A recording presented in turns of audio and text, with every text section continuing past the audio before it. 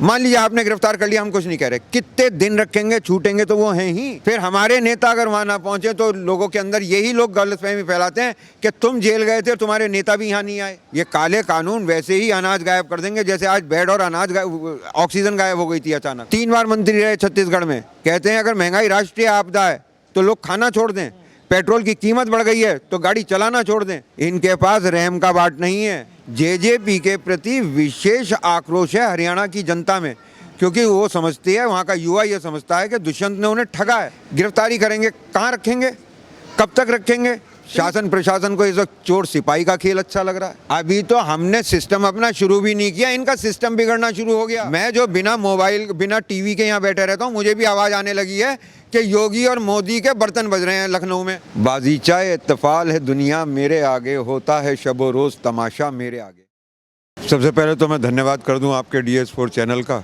कि इसने एक बार फिर मुझे अपनी बात कहने का मौका दिया। और अभी अभी आपने बहुत सही बात कही कि इन शब्दों से उनकी मंशा क्या है, सवाल ये उठता है।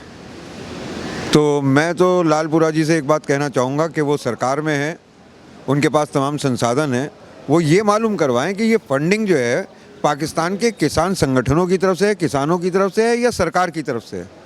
अगर किसानों और संगठनों की तरफ से है तो फिर ये एक वैश्विक मामला बनता जा रहा है और हम उनका स्वागत करेंगे। और अगर ये सरकार की तरफ से है तो मोदी जी को उन्हें समझाना चाहिए कि भाई तुम्हारे देश की अपने आप हालत ख़राब चल रही है, ये पैसा यहाँ लगाने के बजाय अपने देश में लगा लो। तो इसे क्रिमिनल या गद्दारी और इन एंगल से देखने के बजाय, ज़्यादा रहस्यात्मक बनाने के बजाय इसे डिप्लोमेटिक लेवल पे देख लें, और नहीं तो अंतर्राष्ट्रीयकरण पे देख लें किसान आंदोलन के, तो उनके लिए ज़्यादा बेहतर रहेगा। लेकिन संजय सिंह जी, अब सवाल ये है कि किसानों का जो गिरफ्तारी है या फिर जो है उनके ऊपर जो है लाठीचार्ज किया जा रहा है, ये रुक नहीं रहा है। चाहे किसानों की जो है आंदोलन जब शुरू से देखा जाए या फिर जो है बीच बीच में जो है जहाँ भी इन लोगों ने चाहे बीजेपी नेताओं को रोकने की कोशिश किया हो या फिर उनके समर्थकों को रोकने की कोशिश किया हो, तो उनके ऊपर जो है बर्बरता करने का जो है सिलसिला लगातार जारी रहा है। इस वक्त जो है होना के अंदर जो है आज भी किसानों की जो है एक बड़ी तादाद में जो गिरफ्तारी की गई है, जिसको लेकर के आज भी किसान जो है वहाँ विरोध प्रदर्शन कर रहे हैं। आप इसको कैसे देखते हैं सर? विनाश काले विपरीत बुद्धि, सरकार की बुद्धि भ्रष्ट हो चुकी है। पहले मैं आपको एक बिल्कुल ताज़ा तरीन उदाहरण दूंगा उस बात को समझाने के लिए, और बाद में फिर इस पर्टिकुलर विषय आंदोलन से इसे सब जोड़ूंगा। अभी आपने देखा कि बोर्ड के पेपर्स ख़त्म करके प्रमोट कर दिया गया, 12वीं वाली को प्रमोट कर दिया गया, 11वीं वाले को प्रमोट कर दिया गया। काहे में प्रमोट कर दिया? नेक्स्ट सेशन में। वो सेशन चल नहीं रहा। तो आप जो कर सकते थे वो ये कर सकते थे कि 6 महीने के लिए इस एकेडमिक सेशन को एक्सटेंड कर देते। यूनिवर्सिटीज़ में पहले एकेडमिक सेशंस बहुत बहुत लेट चले हैं, लेकिन वो रिकवर कर जाते हैं विद टाइम।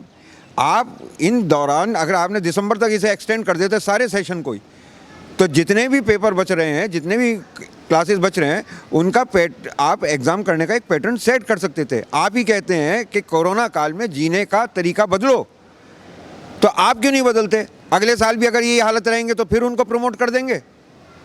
प्रमोशन सॉल्यूशन नहीं है, लेकिन हर चीज़ के लिए मोदी जी को दोष देना इतनी बड़ी उनकी बुद्धि नहीं है।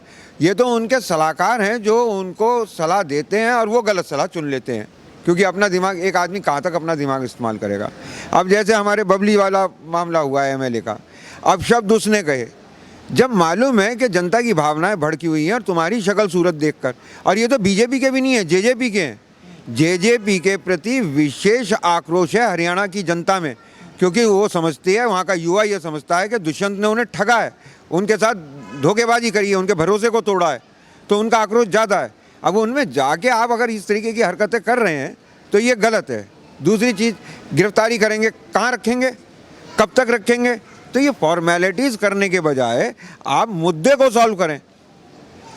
3 दिन बाद अगर वो किसान आप छोड़ने थे, आपको कानूनी प्रक्रिया से, हमेशा तो जेल में नहीं रख सकते, चलना तो देश कानून से है, संविधान से है, तो आप उसे थोड़ा सा फास्ट फॉरवर्ड कर लें। इसमें जुडिशरी को भी इंटरसेप्ट करना चाहिए कि भाई इस प्रक्रिया को तेज करके, इस वक्त आक्रोश का मामला है, विशेष परिस्थितियां हैं देश के सामने। देश सामूहिक मूर्खता के चक्कर में पड़ के इन धूर्तों के हाथ में फंस गया है। इस वक्त आप आंदोलन की आवाज़ को सुनिए। अब आंदोलन ने कहना शुरू किया है कि जैसे आप आज बेड ढूंढ रहे हैं, जैसे ऑक्सीजन ढूंढ रहे हैं, अपने बच्चों के लिए अनाज ढूंढेंगे अगर ये काले कानून लागू हो गए। सरकार की सोच पे सवाल है। और अभी तक ऊपर वाले की विशेष कृपा है, सारे बॉर्डर्स पे 0 केस जोन है। तो हम ये मानकर चलें कि हम इसे बढ़ावा दे रहे हैं तो भी ये गलत है। अगर हम ये मानकर चलें, हमारा तो कहना सिर्फ इतना है कि जो देश चला रहे हैं उनसे देश संभल नहीं रहा है। ये काले कानून वैसे ही अनाज गायब कर देंगे जैसे आज बेड और अनाज ऑक्सीजन गायब हो गई थी अचानक। तो ये तो टाइम किसानों के साथ आवाज़ मिलाने का है। अब सिर्फ हमारी मुसीबत नहीं है, कुप्रबंध से, देश के लिए घातक नीतियों से पूरा देश प्रताड़ित है। अब तो कम से कम किसानों के साथ आवाज़ मिलाए। तो ये कमी देश की है, देश से सवाल पूछिए और सरकार से कहिए इस बात को कि किसानों की बात को सुनो। और ये सच कह रहे हैं, आज अभी तक तो तुमने देखा है ऑक्सीजन नहीं मिल रही थी। बिना कभी सोचा था कि ऐसे अच्छे दिन आएंगे कि बिना ऑक्सीजन के बेटा बाप को लिए भाग रहा है, बूढ़ा बाप जवान बेटे को लिए भाग रहा है, बच्चियां अपने पिताजी को लेके भाग रही हैं। इन्होंने धर्म देखा, जाति देखा, क्या चीज़ देखा, अगड़ा पिछड़ा क्या देखा। तो जब सबके लिए ये कष्ट है तो सबको एक जगह, अब इनसे मुक्ति पाने का एकमात्र एक तरीका है, सब एक हो जाओ।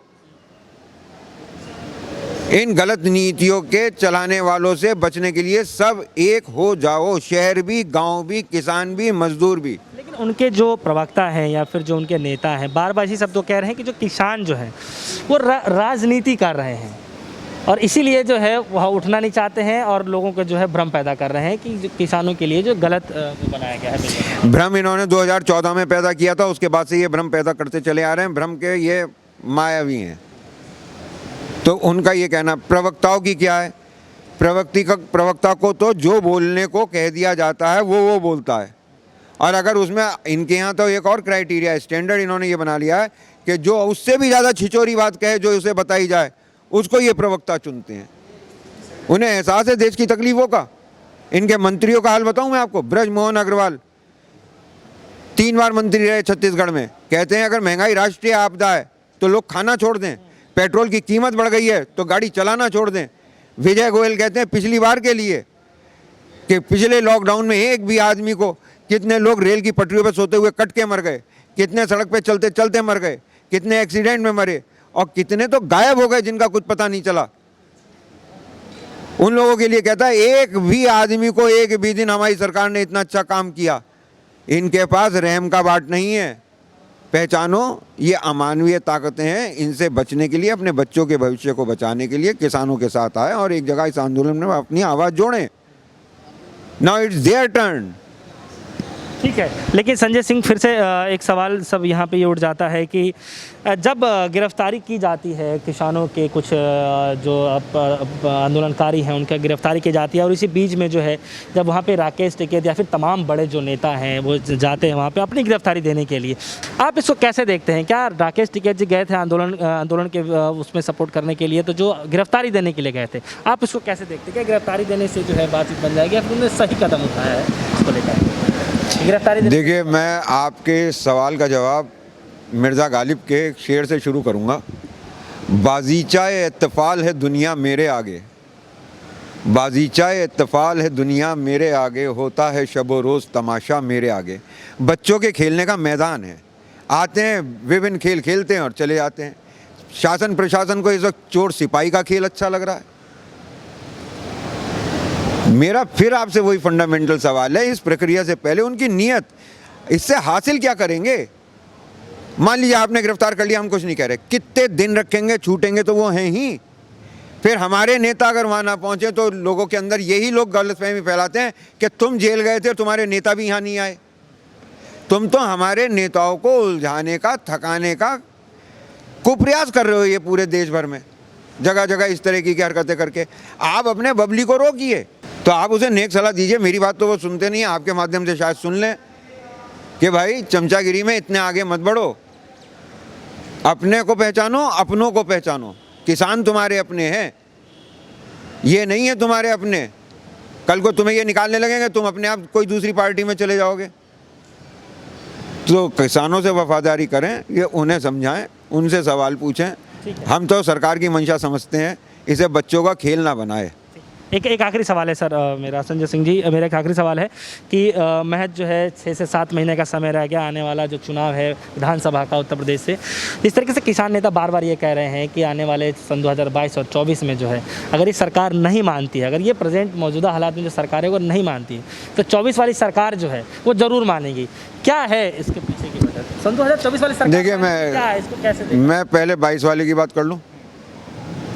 मैं एक तो आपको अपने सापेक्ष यहाँ से जवाब दूंगा। हम दिल्ली आए, घेरा डाला, डेरा डाला, अपनी छावनी डाली, हमने मोदी की लब को तो देखा भी नहीं है। ठीक इसके पैरेलल ये भी केस है। आपका जो ये मानना है कि 22 के इलेक्शन में, अभी तो हमने सिस्टम अपना शुरू भी नहीं किया, इनका सिस्टम बिगड़ना शुरू हो गया। मैं जो बिना मोबाइल बिना टीवी के यहाँ बैठे रहता हूँ, मुझे भी आवाज़ आने लगी है कि योगी और मोदी के बर्तन बज रहे हैं लखनऊ में।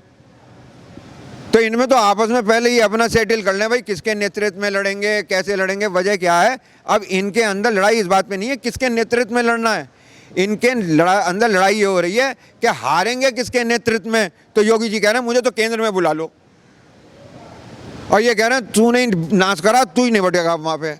तो इनमें आपस में ही हो गई है। जनता तो 22 में इनकी तरफ देखेगी, एक झपाटे में इन्हें बाहर करेगी।